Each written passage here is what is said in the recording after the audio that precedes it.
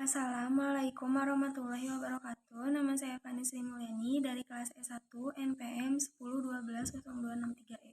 Di sini saya akan mempresentasikan tugas UTS yaitu tentang berbagai alat strategi. Ada Balance Scorecard. Menurut Mulyadi 2005, Balance Scorecard adalah alat manajemen pada saat ini yang digunakan untuk mendongkrak kemampuan organisasi dalam melipat gandakan kinerja keuangan. Ada fungsinya yang pertama sebagai alat komunikasi informasi dan sistem analisis pembelajaran perusahaan. Yang kedua sebagai alat ukur keunggulan kompetitif yang dimiliki perusahaan. Yang ketiga menentukan prioritas pada proyek, produk, hingga layanan perusahaan. Yang keempat memantau perkembangan dan kemajuan dari strategi yang telah dilaksanakan. Ada Perspective Balance Scorecard. Yang pertama, finance, yaitu keuangan. Yang kedua, customer, yaitu pelanggan. Yang ketiga, proses, yaitu proses bisnis internal. Yang keempat, ada learning and growth, yaitu pembelajaran dan pertumbuhan. Ada juga karakteristik balance scorecard. Yang pertama, komprehensif, yaitu memperluas perspektif yang dicakup dalam pengukuran kinerja. Perluasan perspektif ini menghasilkan manfaat bagi perusahaan, serta membantu perusahaan untuk memasuki lingkungan bisnis yang kompleks. Ada juga coherent. Sasaran yang ditetapkan dalam perspektif non-keuangan harus memiliki hubungan kausal dengan sasaran keuangan, baik secara langsung maupun tidak langsung. Adapun seimbang, yaitu bobot keempat perspektif dalam balance scorecard adalah seimbang, di mana perspektif yang satu tidak melebihi perspektif yang lain. Ada juga terukur, yaitu balance scorecard mengukur sasaran strategi yang sulit untuk.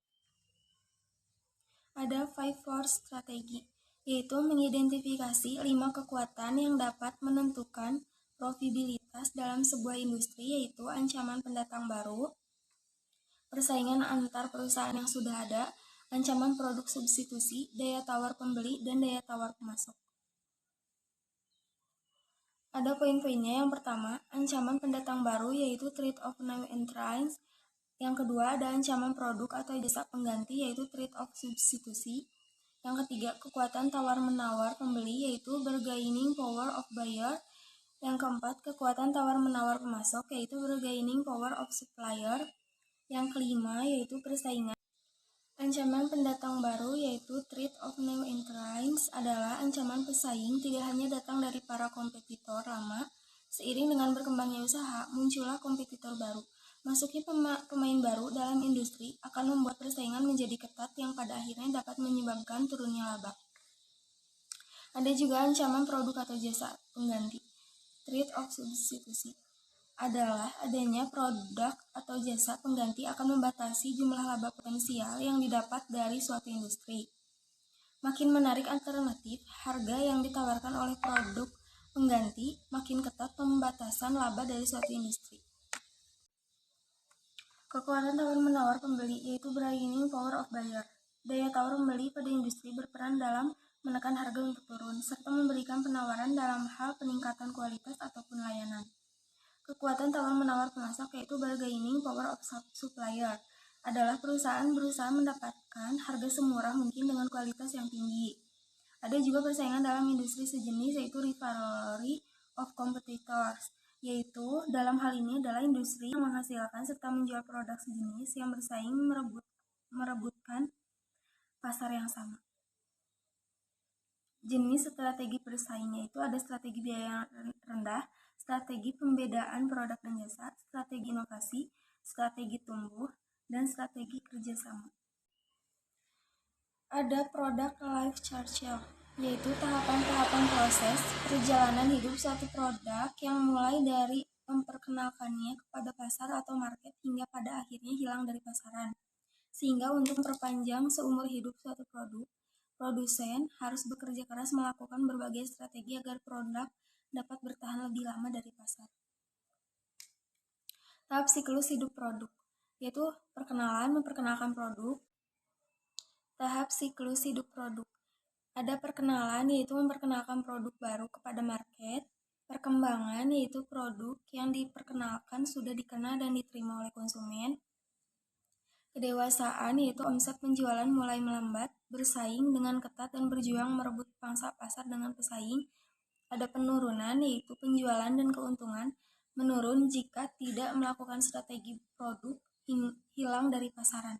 Ciri-ciri tahap perkenalan, yaitu kapasitas produk masih rendah, biaya per unit masih tinggi, omset penjualan masih rendah, cash flow negatif, biaya promosi tinggi, distributor berkemungkinan enggan untuk mengambil produk yang masih belum terbukti kualitas.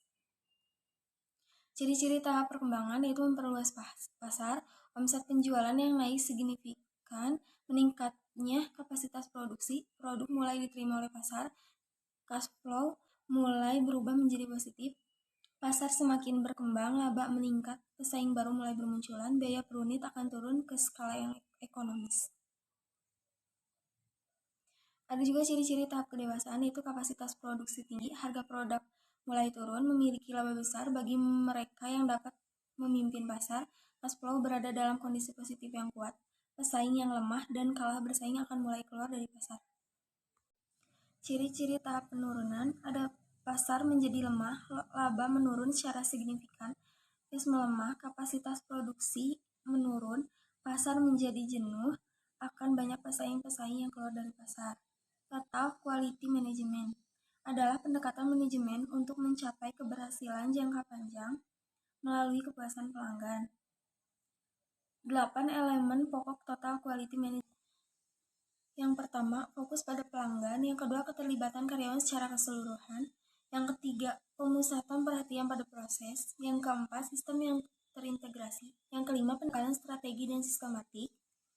Yang keenam, peningkatan yang berkesinambungan. Yang ketujuh, keputusan berdasarkan fakta. Yang terakhir, komunikasi. Keuntungan implementasi Total Quality Management (TQM) adalah manfaat jangka panjang. Yang utama dari Total Quality Management sangat berhubungan dengan tingkat kepuasan pelanggan. Tujuan utamanya adalah meningkatkan kualitas dan melakukan identifikasi ukuran kualitas terbaik sesuai dengan harapan pelanggan dalam hal produk, layanan, serta pengalaman pelanggan. Tentunya hal ini akan meningkatkan competitive advantage di mata para konsumen daripada para kompetitor lainnya. Dimensi untuk menganalisis karakteristik kualitas produk yaitu: yang pertama, kinerja karakteristik utama yang mempertimbangkan pelanggan ketika ingin membeli suatu produk. Yang kedua, ciri-ciri atau keistimewaan tambahan. Yang ketiga, keandalan karakteristik yang merefleksikan kemungkinan tingkat keberhasilan dalam penggunaan suatu produk. Yang keempat, daya tahan berkaitan dengan berapa lama produk tersebut dapat terus digunakan. Yang kelima, kemampuan pelayanan berkaitan dengan kecepatan, kesopanan, kompetensi, kemudahan, serta penanganan keluhan yang memuaskan.